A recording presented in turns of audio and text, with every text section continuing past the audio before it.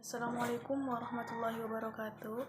Saya Lauri Suci Ramadhani, NIM 4320080 dari KPI 2B. Saya akan meringkas atau membacakan materi dari bab 2 sampai dengan bab 7. Baiklah, untuk bab pertama yaitu ada pengertian dakwah. Pengertian dakwah. Secara etimologi, kata dakwah berasal dari bahasa Arab dalam bentuk masdar, yaitu da'ayat udawatan, yang artinya menyeru, mengajak, memanggil, dan memanggil. Kata tersebut telah menjadi istilah baku dalam bahasa Indonesia. Dalam KBBI, dakwah memiliki arti penyiaran propaganda, penyiaran agama di kalangan masyarakat dan perkembangannya, seruan untuk memeluk, mempelajari, dan mengamalkan agama. Kemudian ada perkembangan dakwah Islam di Nusantara. Pada subbab masuknya agama Islam Nusantara sudah diketahui adanya beberapa teori. Berdasarkan bukti-bukti yang ada, teori Mekah cukup meyakinkan untuk dipilih, yaitu bahwa agama Islam sudah masuk ke wilayah Nusantara dari abad ke-1 Hijriyah ke-7 Masehi.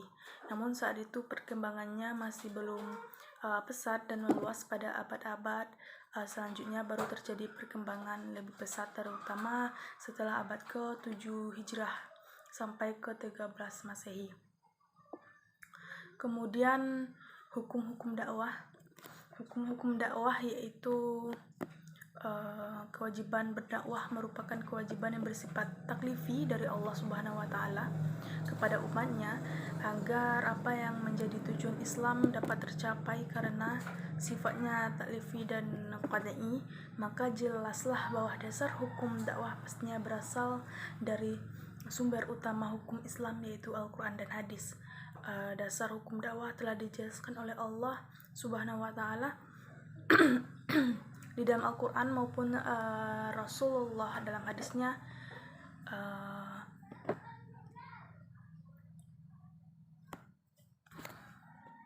Kemudian ada istilah-istilah dalam dakwah. Yang pertama, istilah memudahkan rangka kerja untuk dakwah karena aktivitas daripada latar belakang yang berlainan, terutama negara dan bahasa yang berbeda. Seseorang tidak pernah diwajibkan untuk mengingati istilah-istilah ini. Sebaliknya akan mudah dipahami dan diingati sesuai dengan masa dan pengalaman bersama jemaah. Istilah yang pertama yaitu ada amir, yaitu pimpinan yang diangkat untuk satu tempat. Kedua, bayan, majelis penerangan untuk menerangkan maksud dan tujuan usaha tablik. Kemudian ada bayan hidayah, bayan untuk menerangkan usul tablik di jalan Allah. Kemudian bayan wafsi, yaitu bayan untuk mereka yang baru pulang dari keluar di jalan Allah. Kemudian buzruk, orang alim atau ulama serta orang-orang yang telah lama mengikuti usaha tablik serta mempunyai kepahaman cukup luas di bidang usaha tablik. Kemudian dizin, yaitu membentuk fikir supaya senantiasa risau dengan keadaan agama. Kemudian gas, yaitu ziarah dari rumah ke rumah atas maksud iman. Kemudian haji atau hadrat, yang artinya amir bagi seluruh dakwah tablik di seluruh dunia. Yang kemudian iktikaf, yaitu bermalam atau duduk di masjid dalam jangka waktu tertentu sambil melakukan beberapa amalan masjid. Kemudian ijtima, yaitu suatu perhimpunan tahunan yang diadakan untuk menghimpun orang-orang banyak untuk keluar di jalan Allah. Kemudian ada ijtimai, yaitu usaha secara bersama-sama, amalan yang dilakukan secara bersama atau berjamaah seperti gas, taklim, bayan, muzakarah. Amalan ijtima ini diutamakan daripada amalan yang dilakukan bersendirian. Kemudian bab yang kedua yaitu pengertian sejarah dakwah. Sejarah dakwah berasal dari dua kata, yaitu sejarah dan dakwah. Sejarah menurut KBBI ialah istilah atau kejadian dan peristiwa yang benar-benar terjadi pada masa lampau. Sejarah berasal dari bahasa Arab, yaitu syajarah, yang berarti pohon. Salah satu alasan terpilihnya kata yang bermakna pohon ini karena sejarah mengandung konotasi genealogi, yaitu pohon keluarga yang menunjukkan kepada asal-usul suatu marga, atau disebut juga dengan silsilah. Sedangkan dalam bahasa Inggris, yaitu orang menyebutnya historis, yang berasal dari Yunani juga, artinya historia. Historia berarti ilmu untuk semua macam ilmu pengetahuan tentang gejala alam, baik yang disusun secara kronologis maupun yang tidak. Kemudian sedangkan dakwah, yaitu secara etimologis berasal dari kata da'a dan yad'u, dawatan. Kata da'a mengandung arti menyuruh, memanggil dan mengajak. Sedangkan dakwah artinya itu seruan, panggilan dan ajakan. Dakwah Islam dapat dipahami sebagai seruan, panggilan dan ajakan kepada Islam. Dan sejarah dakwah dapat diartikan sebagai peristiwa masa lampau umat manusia dalam upaya mereka menyeru, memanggil dan mengajak umat manusia kepada Islam, serta bagaimana reaksi umat yang diseru dan perubahan-perubahan apa yang terjadi setelah dakwah digulirkan, baik langsung maupun tidak langsung. Dakwah sebelum Islam, yaitu dakwah para nabi. Yang pertama yaitu ada Nabi Nuh alaihi wasallam. Dakwah Nabi Nuh dalam Al-Quran diungkapkan dalam satu surat lengkap, yaitu dalam surat Nuh. Dalam surat tersebut dikisahkan kepada kita tentang sebagian dari metode dakwah, prioritas dakwah dan kesebaran beliau berhikmat untuk kaumnya dalam waktu yang lama. Prioritas dakwah beliau adalah meluruskan akidah umat. Mayoritas waktu beliau difokuskan untuk membenahi permasalahan akidah, mengajak umatnya untuk berdakwah kepada Allah dan setia kepada dirinya.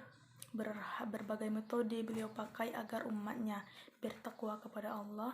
Ketika Nabi Nuh putus asa menghadapi umatnya, beliau berdoa kepada Allah sembari berkata, "Ya Tuhanku, sesungguhnya kaumku telah mendustakan aku, maka itu adakanlah suatu keputusan antaraku dan antara mereka, dan selamatkanlah aku dan orang-orang yang mukmin besertaku."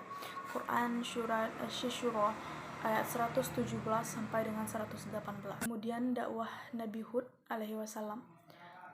Al-Quran memberikan beberapa informasi tentang metode dakwah Nabi dan Nabi Hud kepada kaumnya, dan menyebutkan juga beberapa ucapan beliau yang dilontarkan kepada kaumnya. Nabi Hud menggunakan metode komunikasi yang jitu kepada mereka. Beliau berusaha untuk mencari titik persamaan yang sebanyak-banyaknya dengan umatnya dan mengingatkan prestasi-prestasi masa lalu kaumnya. Akan tetapi kaum Nabi Hud tetap memilih untuk menentang dan mendustakan kerasulannya. Ketika kondisi semakin tidak kondusif, Nabi Hud berdoa kepada Allah. Dia Hud berdoa, "Ya Tuhanku, tolonglah aku karena mereka mendustakan aku." Kemudian Allah menjawab doa Nabi Hud dan berfirman, "Tidak lama lagi mereka pasti akan menyesal." Quran Surat Al-Mu'minin ayat 40. Dikenal dalam sejarah Islam sebagai nuzulul Quran. Nabi Muhammad SAW berdakwah menyiarkan agama Islam kepada seluruh umatnya.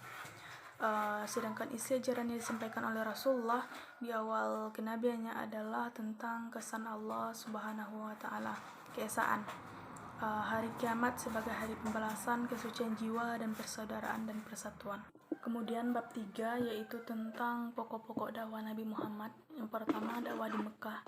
Dakwah Nabi Muhammad di Mekah berlangsung selama 13 tahun, di mana 3 tahun pertama adalah dakwah sembunyi-sembunyi dan 10 tahun selanjutnya adalah dakwah secara terang-terangan. Dakwah sembunyi-sembunyi dilaksanakan Nabi Muhammad setelah turunnya surat Al-Mudaththir ayat 1 sampai dengan 7. Sementara dakwah terang-terangan mulai dilakukan setelah turunnya surat Al-Hijr ayat 94 sampai dengan ayat 95. Pokok-pokok ajaran Rasulullah ketika berdakwah di kota Mekah, yang pertama yaitu akidah, yang mana Rasulullah diutus Allah untuk menyampaikan ajaran tauhid, yakni hanya menjadikan Allah satu-satunya Tuhan yang patut untuk disembah.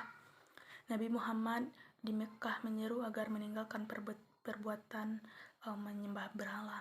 Kemudian akhlak mulia. Selain tauhid, maka pokok dakwah Rasulullah adalah akhlak yang mulia yang terlihat dari diri pribadi beliau. Di Mekah, Nabi mengajak untuk meninggalkan segala perbuatan keji yang dilakukan masyarakat Arab. Kemudian dakwah di Madinah. Setelah 13 tahun berdakwah di Mekah dengan berbagai ujian dan cobaan terhadap kaum muslimin, maka Allah perintahkan Rasulullah dan umatnya Islam untuk berhijrah ke Madinah. Sebagaimana sebelumnya para petinggi suku di Madinah telah membayat Rasulullah dan hampir seluruh rakyat Madinah telah menjadi Islam. Pokok-pokok dakwah Nabi di Madinah, yang pertama yaitu menjadikan masjid sebagai pusat kegiatan dan menumbuhkan kecintaan terhadap masjid. Kemudian mempersaudarakan sahabat dari kalangan muhajirin dan kalangan ansyar agar terbentuk ukhuwah dan perasaan satu badan antara sesama muslim. Ketiga, meletakkan pondasi terhadap negara Islam dan tata cara pelaksanaannya yang politik, sosial dan ekonomi agar terwujud negara yang tertunduk pada hukum Allah. Dan yang keempat yaitu mengatur cara bermuamalah dengan orang-orang kafir, baik kafir harbi yang terang-terangan melawan maupun kafir hazimi yang terikat perjanjian damai. Kemudian ada karakteristik dakwah Nabi Muhammad. Yang pertama, dakwah dalam bidang ketuhanan, dan yang kedua, dakwah dalam bidang pendidikan. Kemudian bab keempat yaitu mengenal Mabadi al-Asyarah. Al-Mabadi al-Asyarah adalah sebuah istilah yang dipakai oleh ilmuwan untuk menjelaskan 10 hal pokok tentang sebuah ilmu yang harus diketahui oleh para penuntutnya. 10 hal tersebut dijelaskan oleh Syekh Muhammad bin Ali Asy-Syaban al-Misri, pengarang kitab Hishya al-A'la Syarah. Selanjutnya, Mabadi al-Syarah dalam ilmu dakwah, yaitu ilmu dakwah sebagai salah satu bidang ilmu Islam berisikan teori dakwah. Salah satu esensi teori dari segi tujuannya adalah eksplanasi atau bayan tentang keapaan kajiannya dan keapaan yang dikaji. Keapaan dakwah mengharuskan adanya 10 penjelasan pokok dalam tradisi ilmuwan muslim, hanya 3 dalam kajian filsafat barat.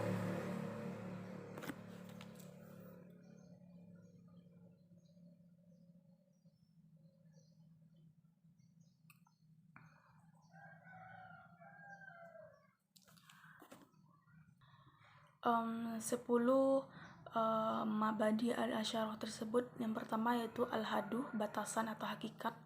Yang kedua, maudu, peta kajian atau pokok bahasan. Yang ketiga, at-tamsroh, nilai guna. Yang keempat, nibah atau kaitan dengan ilmu lain. Yang kelima, kepakaran atau keutamaan. Yang keenam, wadi atau peletak dasar. Yang ketujuh, Islam. Yang ketujuh, nama. Yang kedelapan, istimdad, dasar ilmu. Yang kesembilan, hukum. Dan yang ke-10, masyail, yang artinya permasalahan atau problematika. Kemudian bab kelima yaitu strategi dakwah. Strategi berasal dari bahasa Yunani yaitu strategos, ya artinya memimpin, yang berarti generalship atau suatu yang dikerjakan para jenderal perang dalam membuat rencana untuk memenangkan perang. Kemudian ada jenis-jenis strategi. Yang pertama, strategi dapat diklarifikasikan berdasarkan ruang lingkup. Yang kedua, strategi dapat diklarifikasikan dalam hubungan dengan tingkat organisasi. Yang ketiga, strategi dapat diklarifikasikan berdasarkan apakah strategi itu berkaitan dengan sumber material atau bukan material. Kemudian strategi dapat diklarifikasikan menurut tujuan dan suatu fungsi. Kemudian ada macam-macam dakwah. Yang pertama yaitu dakwah al-lisan, yaitu dilaksanakan melalui lisan. Kemudian dakwah al-hal, yaitu dakwah dengan perbuatan nyata yang meliputi keteladanan. Yang ketiga dakwah al-qalam, yaitu dakwah melalui tulisan yang dilakukan dengan keahlian menulis dari surat kabar, majalah, buku maupun internet. Kemudian komponen unsur-unsur dakwah. Yang dimaksud dengan unsur-unsur dakwah adalah komponen-komponen yang selalu ada dalam setiap kegiatan berdakwah. Unsur-unsur tersebut yang pertama yaitu ada komponen-komponen tersebut yang pertama yaitu ada da'i, yaitu pelaku dakwah. Kemudian mad'u, yaitu mitra dakwah atau penerima dakwah. Kemudian maddah, materi dakwah. Dan yang terakhir yaitu wasilah, yaitu media dakwah. Dan yang terakhir yaitu materi yang keenam, yaitu tentang uslub dakwah. Uslub dakwah atau metode dakwah adalah berasal dari bahasa Yunani. Asal kata metodos berarti jalan. Secara istilah, metode dakwah adalah segala cara menegakkan syariat Islam untuk mencapai tujuan dakwah yang telah ditentukan, yaitu terciptanya kehidupan baik di dunia maupun di akhirat dengan menjalani syariat Islam secara murni dan konsekuen. Kemudian ada macam-macam uslub dakwah. Yang pertama uslub hikmah, yang kedua mau'izah hasanah, yang ketiga mujadalah, yang keempat qudwah hasanah. Kemudian ada karakteristik uslub dakwah. Yang pertama robaniyah, yaitu nilai-nilai ilahiyah, ketuhanan. Kemudian ilmiah, yaitu keilmuan. Yang ketiga marhaliyah, bertahap. Yang keempat tawazun, keseimbangan. Yang kelima wakiyah, realitas. Yang keenam insaniyah, yaitu kemanusiaan. Mungkin sekian dulu materi yang saya sampaikan.